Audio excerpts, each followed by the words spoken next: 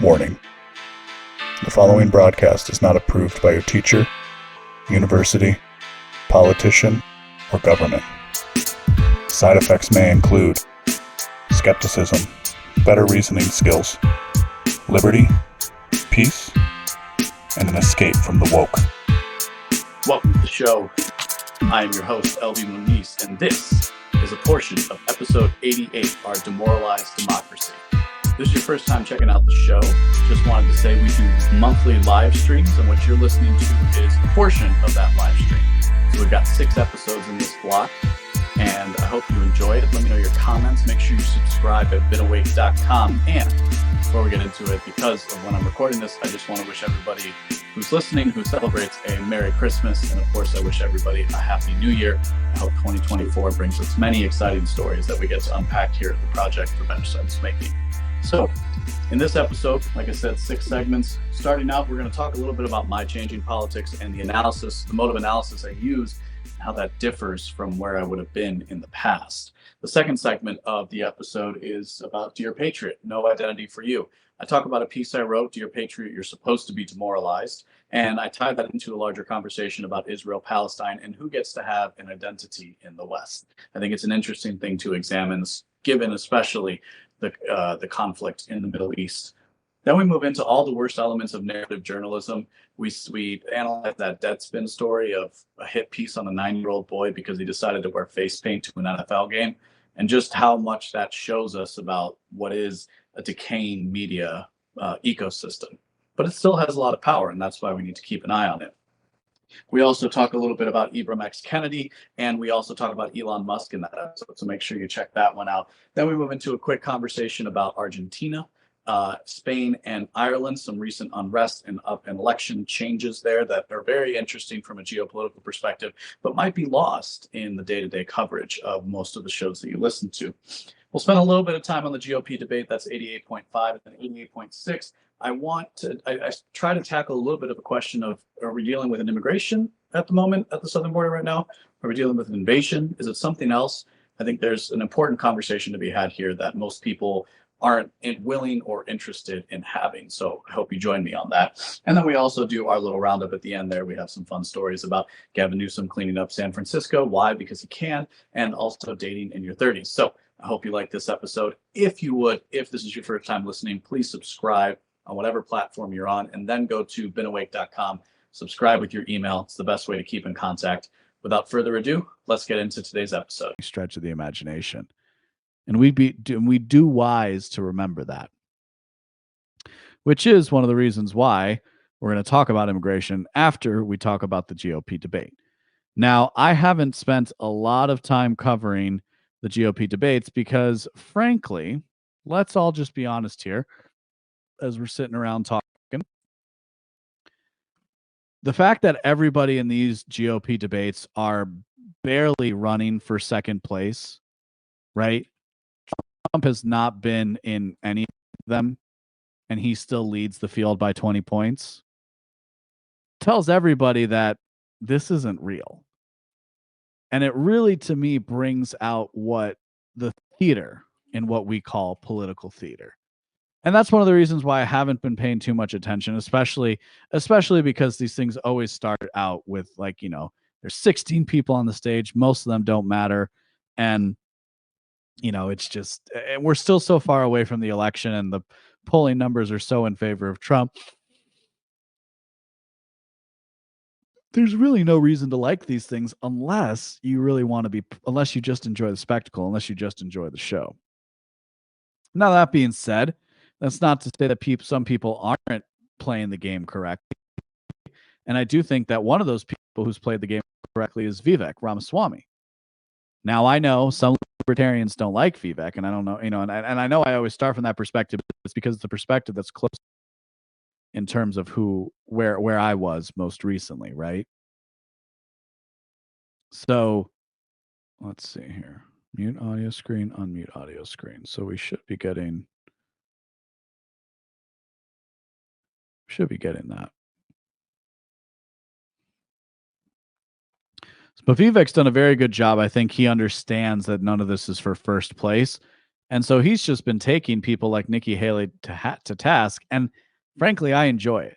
Now I know Vivek has said some things that some people don't like, including using the government, using the army to go after the Mexican drug cartels.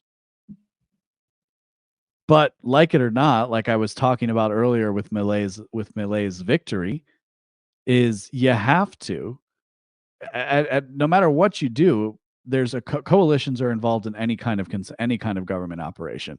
Even like the most autocratic governors throughout history have had advisors and people that they've had to work with. Now they might have killed those people at some point and then solidified their power, but you understand there's always some form of consensus building in any kind of government. And I would caution people, especially the people who fall victim to every conspiracy out there, that you might be missing the forest for the trees, and you might miss something interesting that happens because you're very comfortable in your ivory tower. So hopefully this is working. Let's all listen together.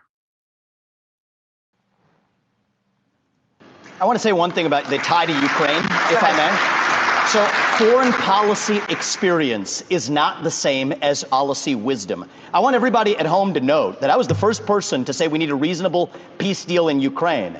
Now a lot of the neocons are quietly coming along to that position, with the exceptions of Nikki Haley and Joe Biden, who still support this, what I believe is pointless war in Ukraine. And I think those with foreign policy experience, one thing that Joe Biden and Nikki Haley have in common is that neither of them could even state for you 3 provinces in eastern Ukraine that they want to send our troops to actually fight for. Look at that. This is what I want people to understand. These people she has no idea what the hell the names of those provinces are, but she wants to send our sons and daughters and our troops and our military equipment to go fight it. So reject this myth that they've been selling you, that somebody had a cup of coffee stint at the UN and then makes $8 million after, has real foreign policy experience. It takes an outsider to see this through. Look at the blank expression, the names of the provinces that she wants to actually fight for. And there's her puppet masters right there, the donors right there that are playing her like the puppet masters. Hold on. So that was Vivek taking Nikki Haley to task and saying that the neocons have lied to us. All true, by the way. We got a second one here I want to play that was pretty good as well. Again, hopefully everybody hears this. If it's not, it's going to suck. With all 3 of my other colleagues on this debate stage is all 3 of them have been licking Donald Trump's boots for years for money and endorsements. Ron DeSantis, you've been a great governor, but you would have never been one without actually begging Donald Trump for that endorsement. And you attacked him in your book a year ago. Same thing with Chris as a lobbyist, begging them for COVID money for his special interests in New Jersey, prepping him for.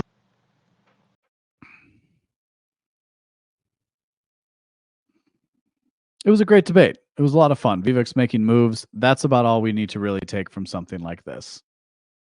Nothing's really, again, because Trump's almost definitely going to get the nomination. So what are we doing here?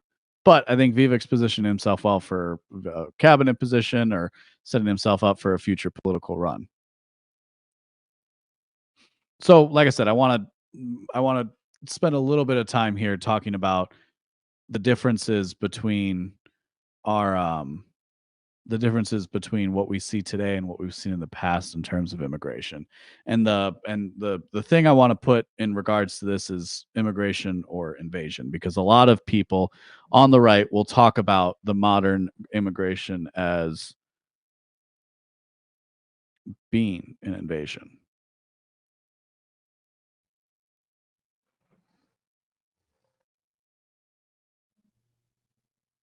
And as I was saying before, I thought there's a couple of things I wanted to show you here in regards to this, because what's also very interesting about the timing of the attack of Hamas in Israel is that it was starting to go around the time that there's legitimate issues with this migrant crisis occurring, so legitimate that you've seen governors across the country starting to address it, and even the mayor of New York City going to South America to investigate the problem. Right? This was what's his face, Eric Adams went down there very, very recently, like almost right before all the chaos broke out in the Middle East. So it's not really something that people are able to ignore anymore.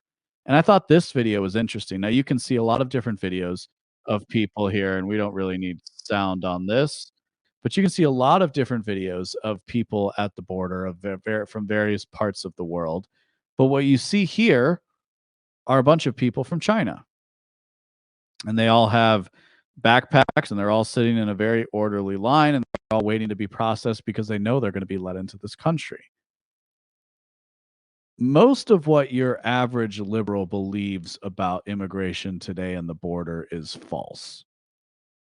But they are led by a certain impulse to always accept the other. There's evidence that a lot of the women during these journeys are raped, that children are raped, children die, people bring their children up with them, and it's horrible. And everybody watching this can understand why people would want to come to America.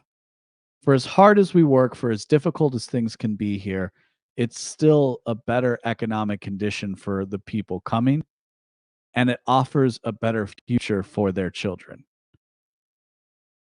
So while Ibram X. Kennedy would think that I can't engage with humanity because I'm white or something like that, I do, in fact, have profound sympathy for a lot of these people, and I understand their story. But what we've seen, but it is worth noting as we look at this, there's only a couple of women coming through. Again, I'm not saying this is representative. This is just one in particular that I found today. There's not a lot of women.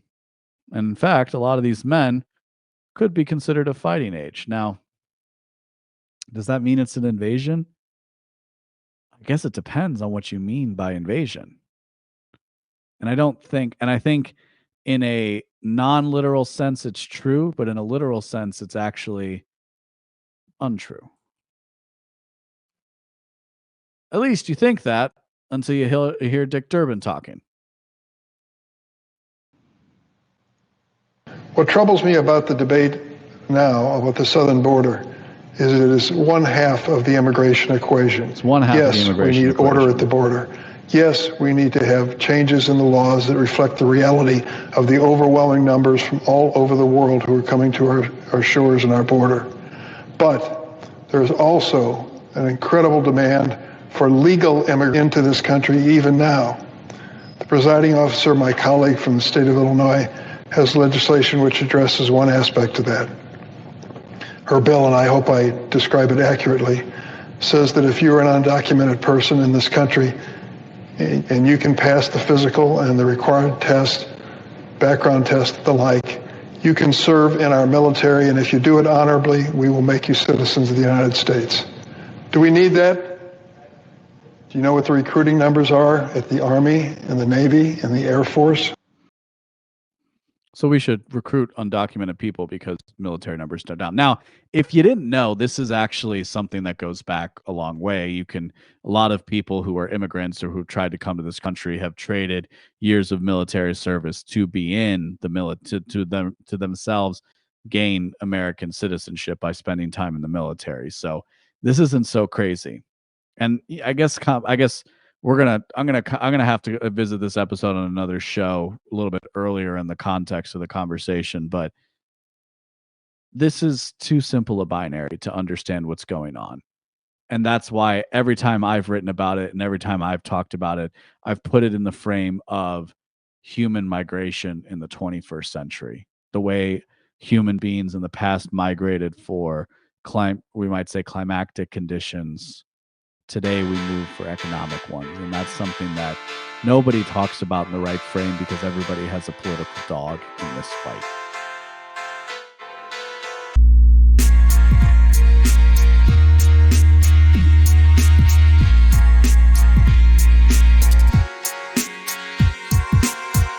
If you like what you heard today, go to beenawake.com to subscribe for future updates. My name is LB Muniz, and I am not one with the woke.